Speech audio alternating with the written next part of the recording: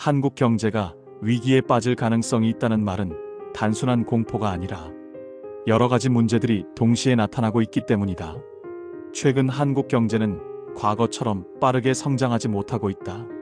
수출도 예전만큼 힘을 받지 못하고 소비도 둔화되고 있다. 한국 경제는 원래 수출 의존도가 높아서 세계 경제가 흔들리면 한국도 바로 영향을 받는다. 세계적으로는 무역 마찰과 경기 둔화가 나타나고 있어서 한국에게 불리한 환경이 만들어지고 있다. 한국 내부에도 문제는 있다. 인구가 빠르게 줄어들고 고령화가 심해지고 있다. 젊은 사람의 수는 줄어드는데 노년층은 늘어나니 소비도 줄어들고 노동력도 부족해진다. 사회가 고령화될수록 복지 비용은 늘어나고 정부 재정 부담도 커진다.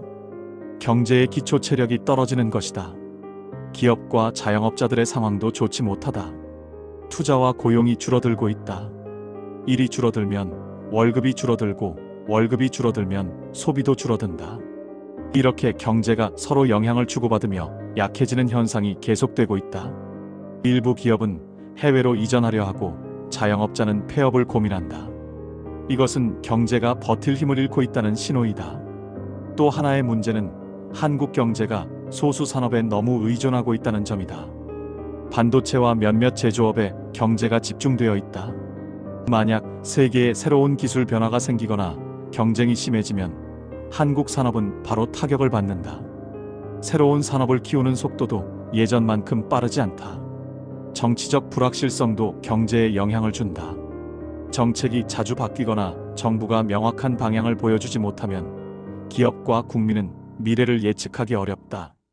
예측이 어려우면 투자를 하지 않고 소비도 더 줄어들게 된다. 이런 여러 현상들이 동시에 나타나면 경제 위기로 이어질 가능성이 커진다. 경제 위기란 어느 날 갑자기 한 가지 사건 때문에 나타나는 것이 아니다. 경제의 기초 체력이 약해지고 사회 전체가 불안해지면서 서서히 다가오는 경우가 많다. 하지만 반드시 위기가 오는 것은 아니다. 정부가 산업 구조를 바꾸고 새로운 성장 동력을 만들고 소비와 투자를 늘릴 수 있는 정책을 제대로 펼친다면 위기를 넘길 수도 있다. 중요한 것은 지금 나타나는 문제를 무시하지 않고 미리 대비하는 것이다.